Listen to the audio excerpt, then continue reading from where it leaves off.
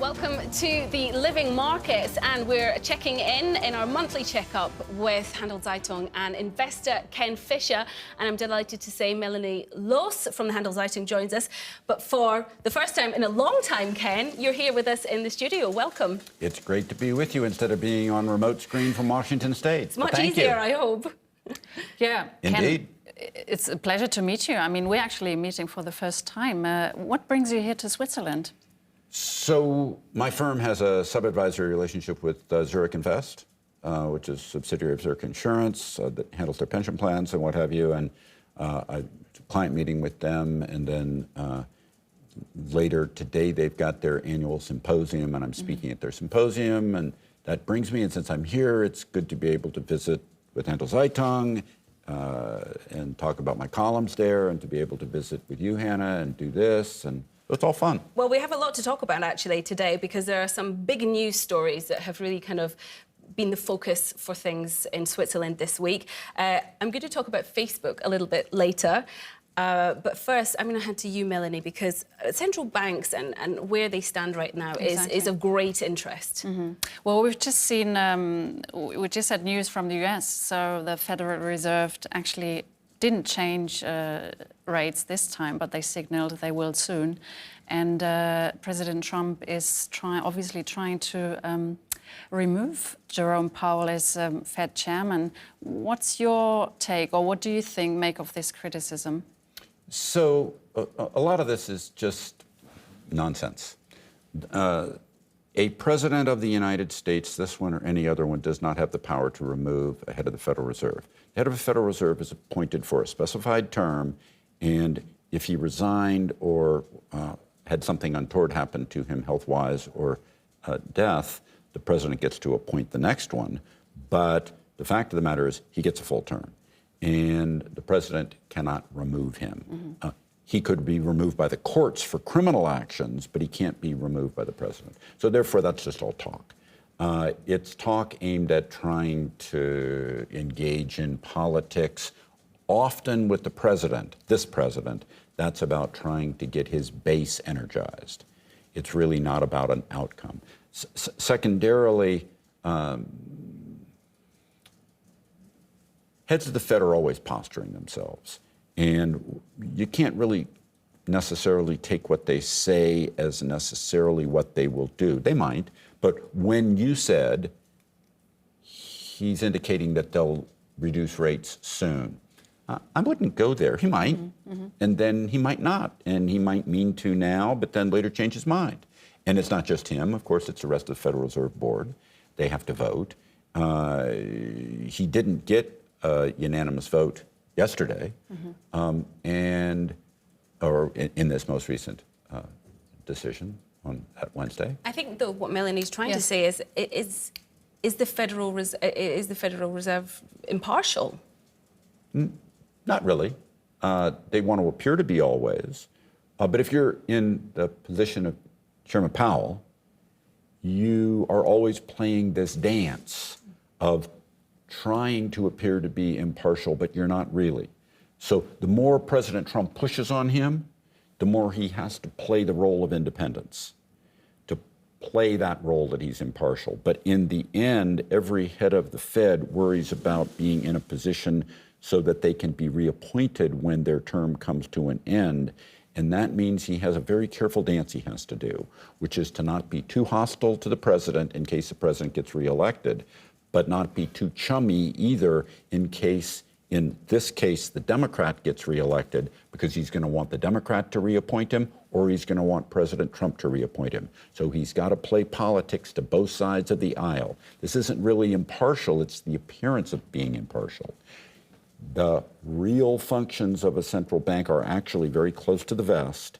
And in the case of Chairman Powell, and for that matter, in the ECB with Mr. Draghi, the biggest feature that they're all concerned about always now is a bank failure in the too big to fail category. In Europe, particularly with Deutsche. But in America, all the concerns about Wells Fargo and the regulatory status around Wells Fargo, and making sure that these banks don't disrupt because none of them know what to do with a big bank. Since you mentioned the ECB now, and this appears to be quite new, that a US president is criticizing the European Central Bank because what Trump did this week was blame Draghi to keep exchange rates low to bolster European exports. How do you feel about this criticism? Is he right in a way, or, I mean, just the fact that the US president is criticizing the European Central Bank? This president likes to talk for his own purposes, which you could analyze for other reasons. He likes to talk about all kinds of things that really aren't his to deal with. So whatever he says about the ECB almost doesn't really matter. He criticizes all kinds of things, like his comments about Chairman Powell. He can't remove Chairman Powell. If President Trump's reelected, he could reappoint him for another term, but he can't do anything about it now. In the same way, these comments are superfluous, and what most people should do is just ignore them. Most people don't ignore them because every time Trump says something, he's really good at saying things that sort of force you to look right there. But it's all meaningless commentary. Yeah. Maybe it's just a coincidence. Draghi's certainly not going to pay any attention to it. No, definitely. But also, I mean, it seems like his views on interest and exchange rates as a weapon of economic warfare. Are we seeing now a shift from the trade war to a currency war? Well, as I've mentioned here before, and as I will write about soon in my Handelszeitung column,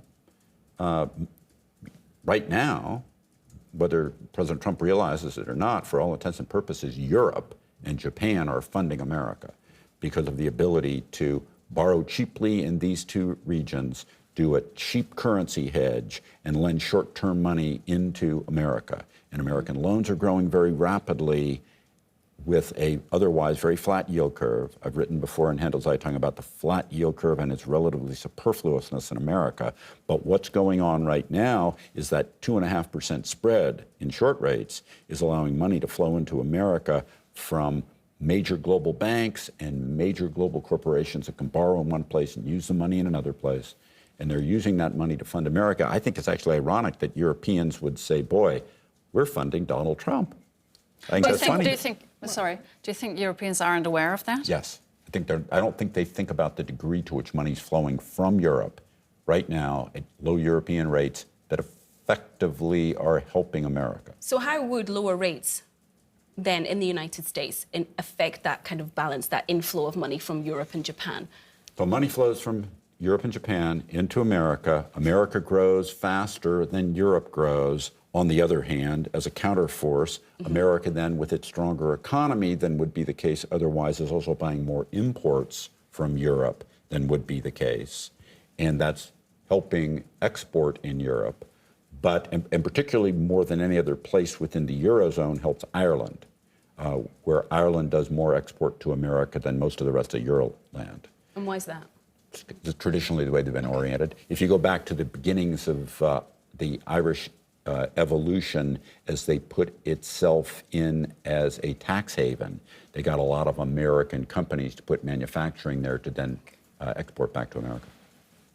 And but I mean, I can hear a slight criticism of you're not in favor of low interest rates, and I think we've been talking about this before, but aren't they making stock markets soar? And I mean, we've seen a boom of stocks for years, so shouldn't record highs, in fact, this week exactly, on the SMI. Exactly, again.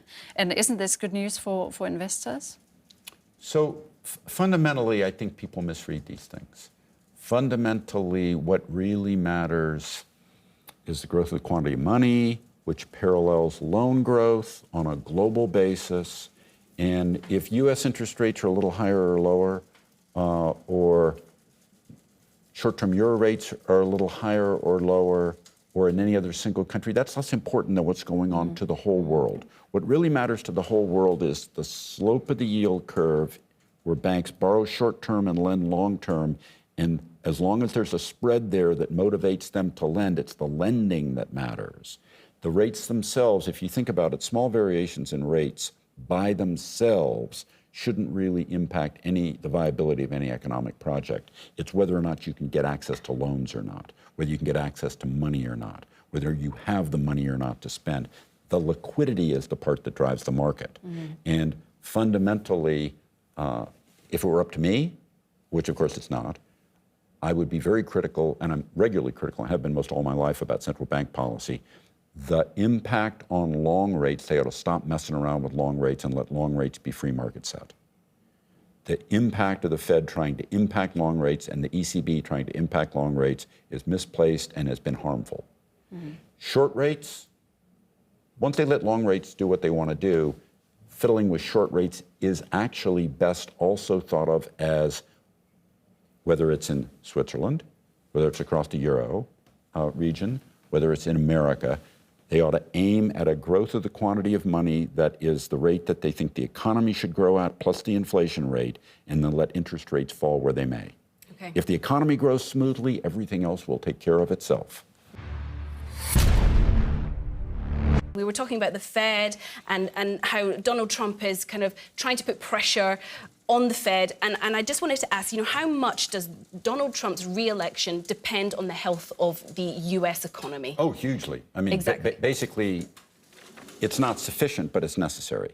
When the economy goes bad in America, traditionally, the outs go out and the outs go in.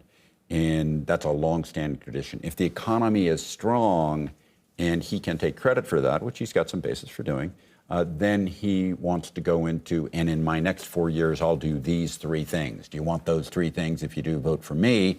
And on the back of a strong economy, that becomes credible.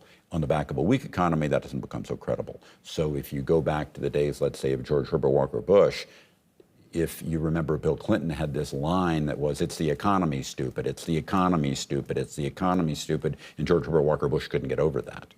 The fundamental feature is Trump does need the economy to be strong going into November of 2020 if he wants to be reelected. And so he does we're want to be likely reelected. to see much more of this rhetoric from him on Twitter with regards to central banks and monetary issues. I would never, ever try to predict President Trump's behavior. Okay. I think anyone that tries to predict President Trump's behavior kind of misses the notion that he likes to keep people off balance. Let's move on to Facebook, because that has been a massive story for us here in Switzerland. Of course, Facebook is planning to launch its Libra cryptocurrency, and it has done so by registering a company here in Switzerland.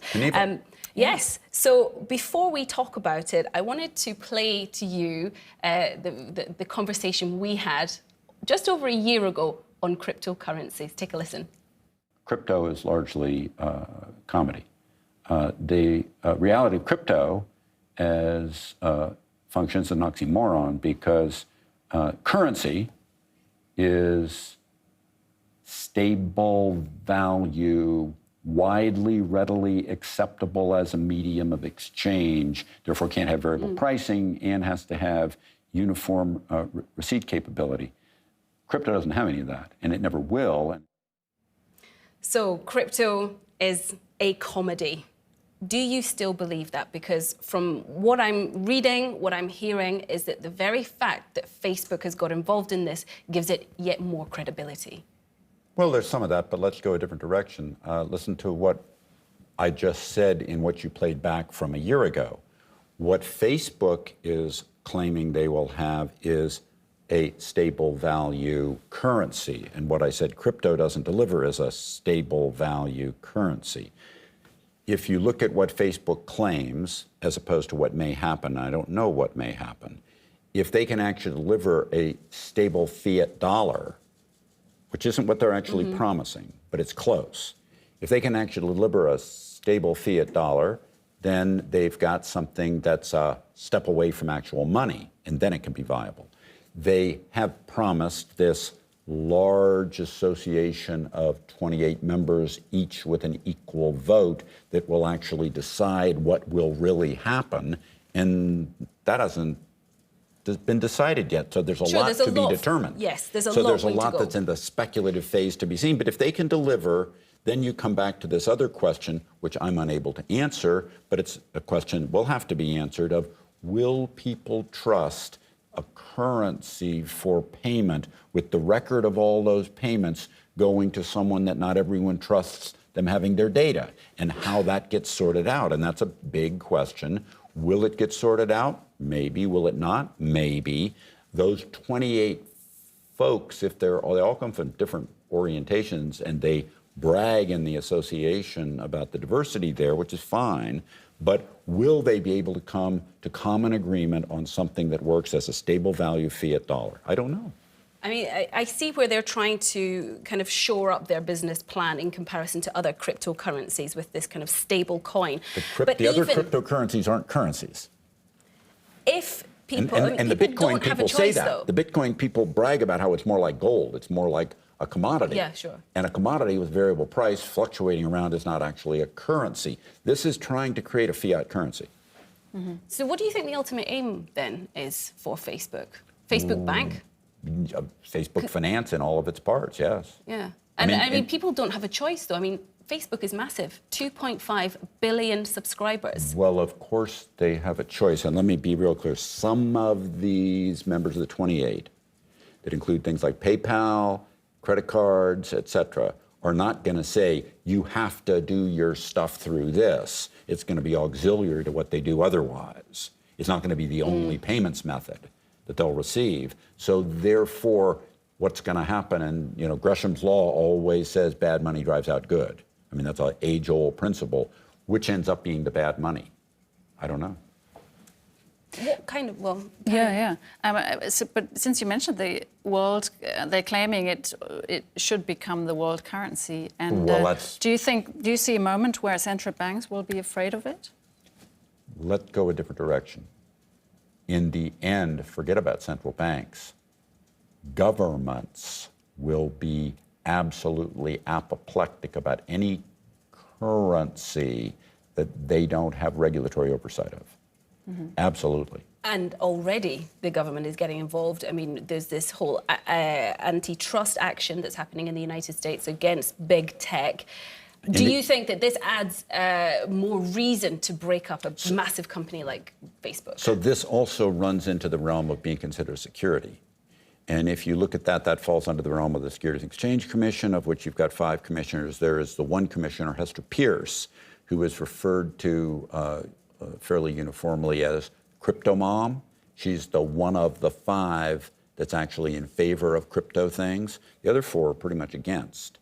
So how they actually work their way through the association to get enough confidence that the SEC would allow this to exist, that isn't clear yet either. Will they? I'm not saying they won't. They've got to work their way through quite a lot of hurdles, and to become the world's currency, you got to just stop and think about how much most of the governments that you can think of, and all of the governments of significance, are going to say, if you're using this in mass in our country, we want to have regulatory oversight. And that regulatory oversight is going to be different in different countries because regulatory authorities are different in different countries. Mm-hmm.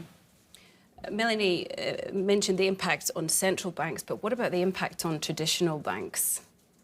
Well, do you think this is a big disruptor? Let me just say that for the most part, most of banking will continue the way it's been. If you think about credit card did not stop banks. Credit card and bank fit together like hand in glove.